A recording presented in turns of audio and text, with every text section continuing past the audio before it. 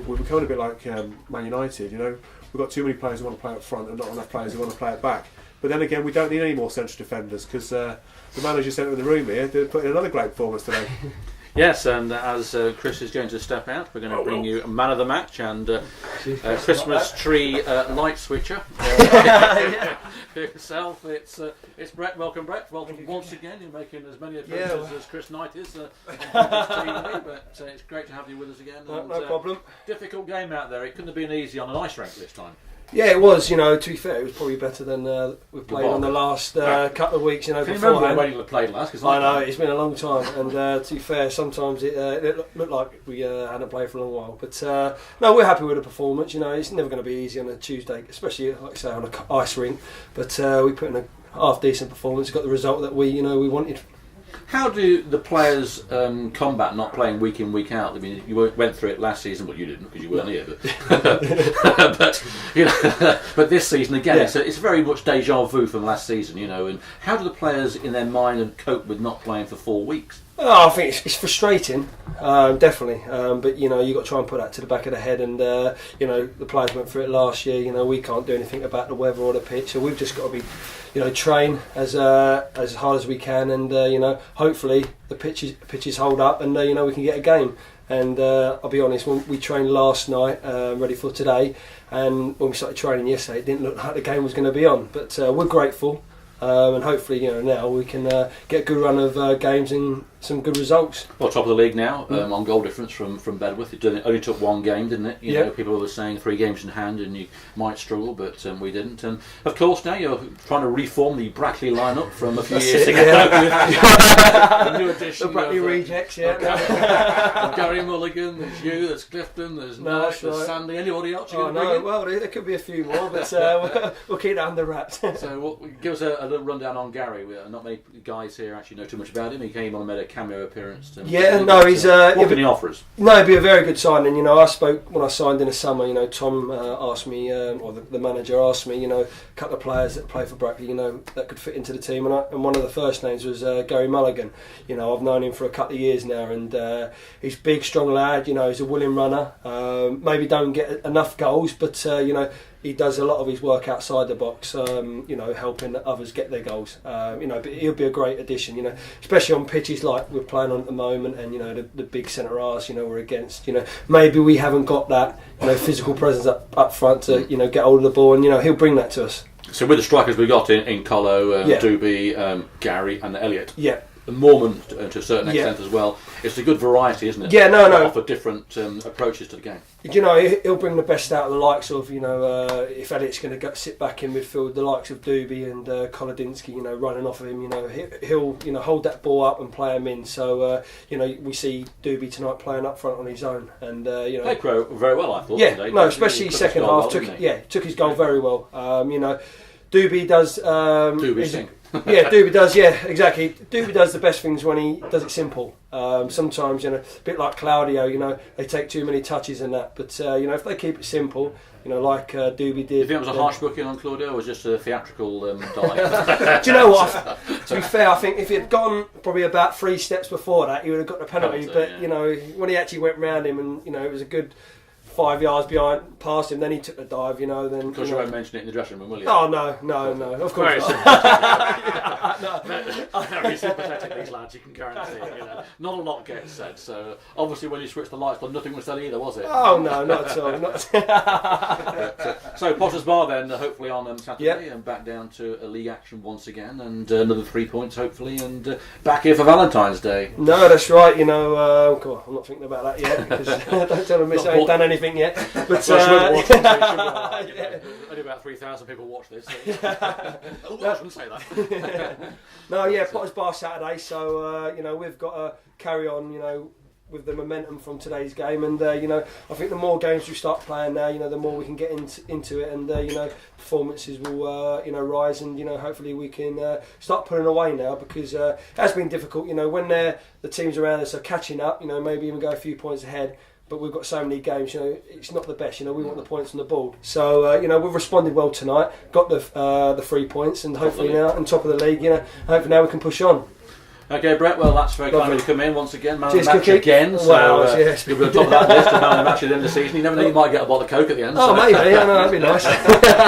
So there we go, folks. That's Brett. See you, Brett. We'll see you a bit later on, and we welcome Chris back. Hoping to get one of the managers to come in. I think you'd rather have Horlicks, wouldn't you? I think it's a Horlicks. He could have Horlicks. Yeah. I think Tom Bailey might be joining us a little later. He's probably having a cup of tea and a rub down with the Sporting Life. He's probably trying to think of something cheerful to say. Well, that'll be a first, won't it? So there we go. So we've just heard the views there of Brett. I tell you what I like about Brett is that you know when you speak to We're Brett, just gone off air.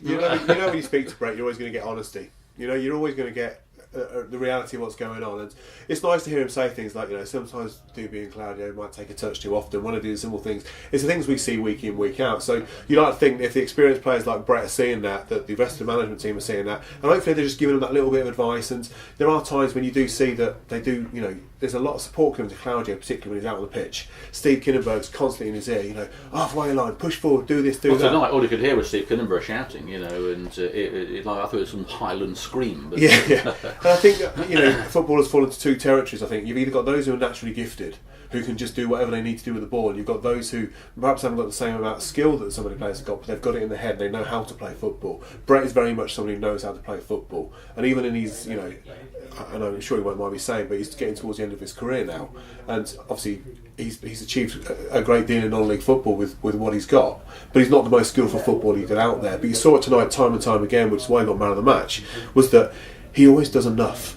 He doesn't do anything he doesn't need to do, but everything he does because there's a need to do it. And he won't sprint for the ball if there's no need to sprint for it. But if he has to get to the ball, he'll be the first one to get to the ball. It reminds me of the sort of a Jan Mulby type of character Liverpool had in the sort of late 80s. Yeah, absolutely. Where you could actually just read the game. Mulby was a tank, wasn't he? But he could read the game and just spray the ball around. And to a certain extent, Brett has that sort of charisma on the pitch, doesn't he? And I think Jason Lee's exactly the same. I think Jason Lee's a player. He's not a tank. No, but he's one of those players who I don't think we're very often going to sit in here and go, well, that was a match-winning performance, or what he's done today has actually absolutely changed the fortunes of this game, because he's not that sort of player. But again, the number of times today when the ball came over the top and it was his head on the end of it, or the ball was put through and it was him that was picking up the ball, happened time and time and time again.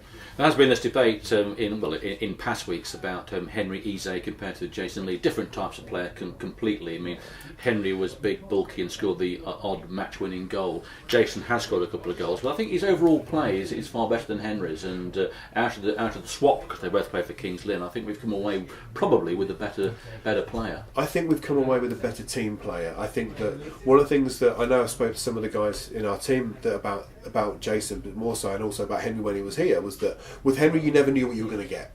You never knew whether when he picks that ball up, is he going to play it someone, or is he going to go forward and run with it? Is he going to head it? Is he going to try and control it? Is he going to do something special or something not so special? With Jason Lee, his first thought time and time again is, I've got to clear this ball. And I can see that Mr. Rappy's just making his way in. Thomas Bailey. Okay, this is the final throes of the game now, as we have one of our managers, one of our victorious managers, coming to speak to us. He's just changing into his lycra shoes as we speak, and welcome once again. Welcome once again, Tom. Yeah, right. Not bad. You? Yeah, nice and warm now. Oh, could be better. See, like the rest of us, you need a hairdo. That's why we've all got wearing hats. I look really silly, don't I? I looked that before the game, so it's not a problem now. Well, a win. It's been a long time coming. I don't mean that in that respect. Long games waiting to play coming. Not one of the classic games, but as we've all said, condition-wise and rustiness must have come into it. It was a hard pitch. Was there any time in the game where you thought the referee might say, "This is dangerous, we may have to abandon this game"? They were looking at it at half time. They did tell us before the game. I think they had some doubts before the game started, and then they were looking at it at half time and decided to carry on, because obviously with nobody being on it half time, that's when it really will start to get hard. But it was a nice ring, to be fair. I'll be honest. I'm amazed we finished the game.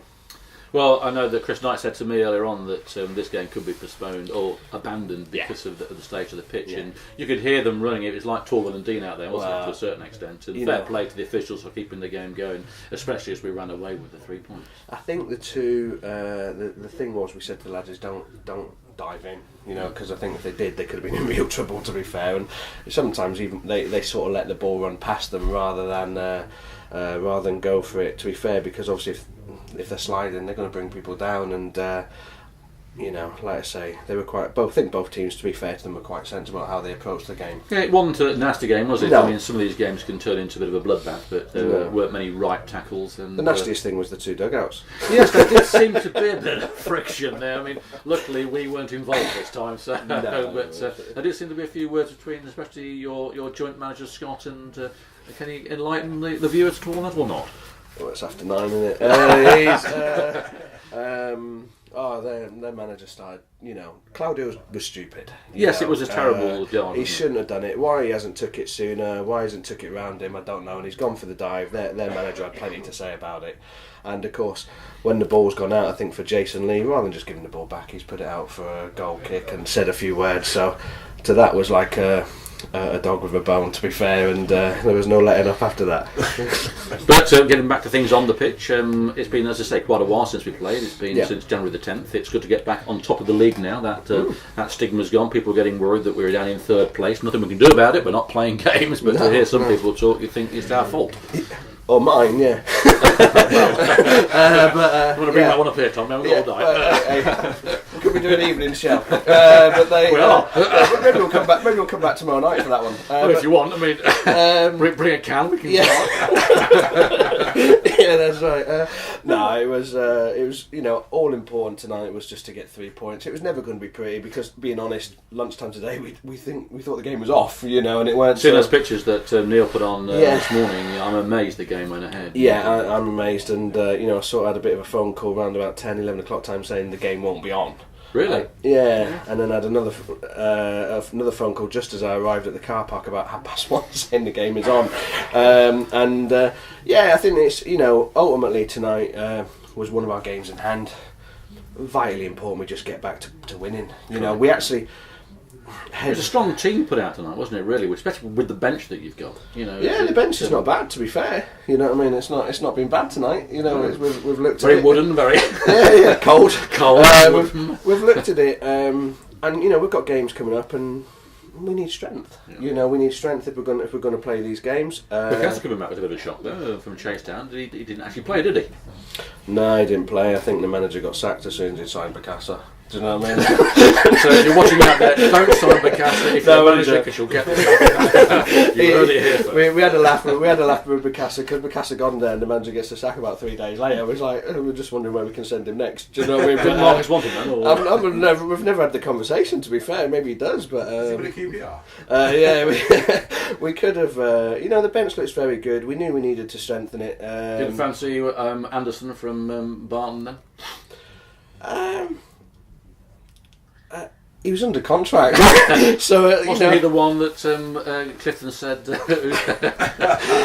think I've had a few conversations with Clifton about it. Clifton, you know, and Keshi's a very good player, and I did say to Clifton that he may, you know, varying things for Clifton to watch him, but you know, Clifton in his wisdom didn't think there was a player in the team that could cause him problems. In the league. I seem to remember that he roasted him. And then, to be fair, Clifton was dizzy by the end of half time, you know, and at half time I said to him, do you remember before the game you actually said there's not a player in the team that can cause you issues? I said, you've just met him. Do you know, and to be fair... It's great though for him, isn't it, to go to Palace? And, fantastic. The first thing I'd done when I went to... We trained last night, we hedged our bets. We actually trained last night because we didn't think tonight would be on, so if we're a bit tired at the end, then it's because we actually trained last night. But first thing when I went to training last night and I walked in the change room, I said to Clifton, do you remember that guy who roasted you and turned you inside and out? And he went, yeah, and I said, he's just signed for Palace. You know what I mean? I said, what a deal, but fair play to him. He's a 17 or 19? 19 years old. And to be fair, you know, there's been a few. There's Hilton from Redditch, etc. So it just shows that the chances are there more than ever before. And maybe if you are good enough, the chance will come. You know, and it's you know, fair play to him. Great for the league, great for Barton as well. You know, and you know, fair play to him. So Mulligan coming in then. We've had a word with Brett about Mulligan. So that's an interesting signing. Didn't know much about that myself, but no, not much. No, I don't think. But it certainly is another bracket connection that we've got, and you know, he's going to add a bit more steel to the team, isn't he? I think when he come on, you've seen some of the tackles he went for, some of the things he chased, some of the headers he put in. He does add a bit of steel, to be fair. The one thing, and I've seen a a lot of people say, why do they need another striker? He can play in midfield, can't he? He can actually play anywhere through the middle, Yeah. and being honest, he's as good a centre back as what he is a centre forward. You know, he is. And with the suspension to Tommy Hole, with lots of games coming up, we decided to take that step with him. But you know, he could easily play at centre back here as well as he could play centre forward. So it's a good player. Elliot can play in midfield. Yeah, was a midfield. I mean, Elliot can drop in. You know, the striking role, isn't it? Yeah, Elliot can drop in. Mulligan can go there. You know, Mulligan, because of his strength and his determination and his power, he does give you a lot of options. And I've seen a lot of people say, "Oh, you know, why do we need another striker?" I did see one lad today. To be fair, I thought it was quite funny actually, saying we were playing something like 3-2-5 tonight, which I thought was really funny. Yeah, it was. I thought we were, but that's the funniest part. And but he's not really been brought in. He has been brought in as a striker. It's quite difficult to explain, but he can actually play anywhere through the middle, and he is a very, very good centre back. And with the amount of games we've got coming up, you know, Exactly. he'll March, be very, very important for us. Filling a bit there, isn't it? And he's a good lad, and he's a local lad, and you know, ultimately we want the best local players playing for the team, and he's one of them. Well, that's good news. So that should be the squad then, virtually, then, or do you see anybody else coming in the near future? Possibly, maybe one more will come in over the next coming days or something. We'll have to see, but nothing's really been decided on that first. And of course, you know, we've got to make sure we can give everyone the playing time as well. So it's actually sort of keeping them happy now and knowing we're going to play lots of games come a fortnight, 2-3 weeks time. Come March, we'll play most Saturday, Tuesdays, which. When you're playing one game a week, it's actually quite difficult to keep them all happy because they all want to play. 2 games a week's better. But 2 games a week of a quality squad. It's actually easier, you know. So injury-wise, then, Tom, we saw Clifton come off, and Jay Lee seemed to have a bit of a problem out there. Is that anything serious or just conditions? No, Clifton's hurt his calf at the moment, so he'll go, and that's why he's come off. And he'll go and he's getting looked at now. And he will go and get some extra treatment on that tomorrow, but hopefully he should be okay for the weekend. Jay Lee will be fine. And obviously the other part tonight, obviously Jonathan Thorpe was here as well. Which was he? How's he getting on? He's getting on really well, to be fair, and he's a great lad, and you know, a fantastic lad both on and off the pitch. We did mention to him about doing Poppy's TV. He's not been seen since. No, he's here tonight. He's been in the change room all night with the lads, and he's still here now. So he actually sat in the dugout with us, and he's a great lad. It was good to see him tonight. Will he play, do you think, for the end of the season or not? If I don't think so, he thinks he might. But I don't think so, and you know, maybe. Well, to be fair, we get a lot more postponements. We might come July, might, you know what I mean? But come on, all of it. But he won't.